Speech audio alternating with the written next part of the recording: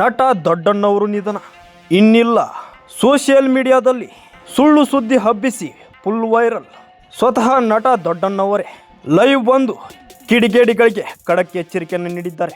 ಇಂದು ಮುಂಜಾನೆ ಕಿಡಿಗೇಡಿಗಳು ನಟ ದೊಡ್ಡಣ್ಣವರು ನಿಧನರಾಗಿದ್ದಾರೆ ಅಂತ ಸೋಷಿಯಲ್ ಮೀಡಿಯಾದಲ್ಲಿ ಪೋಸ್ಟ್ ಮಾಡುವ ಮುಖಾಂತರ ಸುಳ್ಳು ಸುದ್ದಿಯನ್ನು ಹಬ್ಬಿಸಿದ್ದಾರೆ.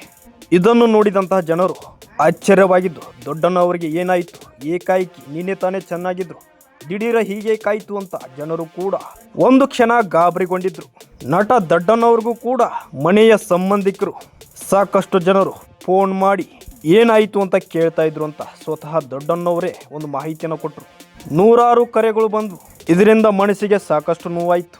ಹೀಗಾಗಿ ಈ ಥರದ ಸುಳ್ಳು ಸುದ್ದಿಯನ್ನು ಮತ್ತೊಮ್ಮೆ ಯಾರು ಕೂಡ ಹಬ್ಬಿಸಬಾರ್ದು ಅಂತ ನಟ ದೊಡ್ಡಣ್ಣವರು ಇವಾಗ ಯಾರು ಈ ಒಂದು ಕಿಡಿಗೇಡಿಗಳು ಸುಳ್ಳು ಪೋಸ್ಟ್ಗಳನ್ನು ವೈರಲ್ ಮಾಡಿದ್ದಾರೆ ಅವರ ವಿರುದ್ಧ ಕಠಿಣ ಕ್ರಮಕ್ಕೆ ಮುಂದಾಗಿದ್ದಾರೆ.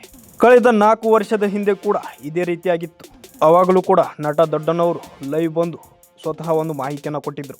ಸದ್ಯ ಇವಾಗ 2026ರಲ್ಲೂ ಕೂಡ ಹೀಗೆ ಮುಂದುವರೆದಿರುವ ಕಾರಣ ಕಿಡಿಗೇಡಿಗಳಿಗೆ ಕಾನೂನಿನ ಮುಖಾಂತರ ಕಠಿಣ ಕ್ರಮಕ್ಕೆ ನಟ ದೊಡ್ಡಣ್ಣವರು ಮುಂದಾಗಿರುವಂಥದ್ದು. ಇದರ ಬಗ್ಗೆ ನಿಮ್ಮ ಒಂದು ಅನಿಸಿಕೆಯನ್ನು ತಪ್ಪದೆಲ್ಲರೂ ಕಮೆಂಟ್ ಮಾಡಿ. ಇಂತಹ ಕಿಡಿಗೇಡಿಗಳಿಗೆ ಏನು ಶಿಕ್ಷೆ ಆಗಬೇಕು ಅಂತ ಕೂಡ ಕಮೆಂಟ್ ಮಾಡಿ. ವಿಡಿಯೋನ ಲೈಕ್ ಮಾಡಿ, ಶೇರ್ ಮಾಡಿ, ಪೇಜ್ನ ಫಾಲೋ ಮಾಡಿ. Thank you.